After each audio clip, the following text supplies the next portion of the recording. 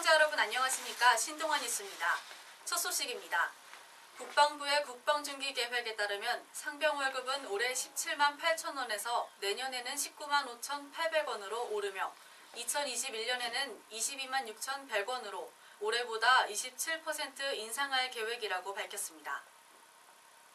또 국방부는 대학생인 병사 가운데 병영에서 원격 강좌를 수강하고 학점을 따는 인원을 올해 5,000명에서 내년 이후에는 8,000명으로 늘린다는 방침 아래 향후 5년간 8천억 원의 예산을 배정했습니다. 내년에는 장병 하계 전투복도 2벌씩 지급하고 드로즈형 속옷과 동계 작전모를 새로 지급할 예정입니다. 국방부는 병복지 향상을 위한 병력 유지 비용이 증가하는 추세지만 국가재정 여건상 적정 국방비 확보에는 어려움이 있다고 설명했습니다.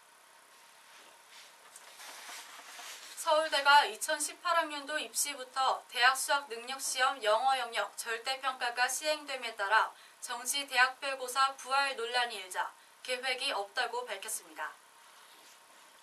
서울대 입학본부장은 수능이 작년과 재작년 난이도 정도만 유지된다면 정시 모집에서 영어 영역 절대평가를 보완하기 위해 다른 어학 성적이나 대학별고사를 반영할 계획이 없다고 말했습니다.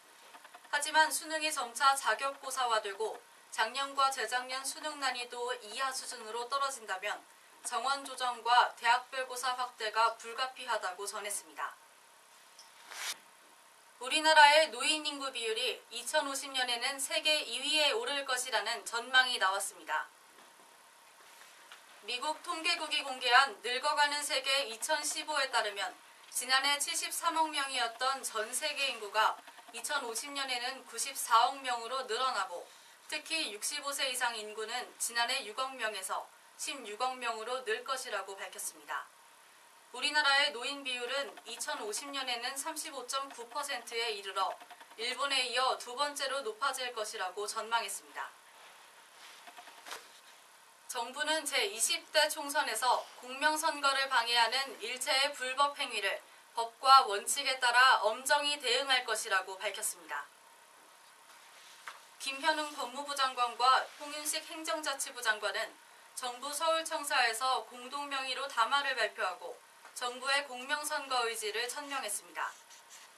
담화문에서 검찰과 경찰은 수사 역량을 총동원해 금품 살포, 흑색 선전, 여론조작 등 공명선거를 저해하는 일체의 불법 행위에 지위, 당선 여부를 불문하고 법과 원칙에 따라 엄정하게 대응할 것이라고 강조했습니다.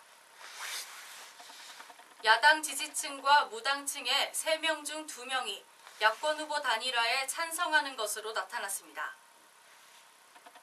여론조사 전문기관 리얼미터에 따르면 야당 지지층과 무당층 중에서 야권 후보 단일화에 찬성한다는 응답이 65.7%였습니다.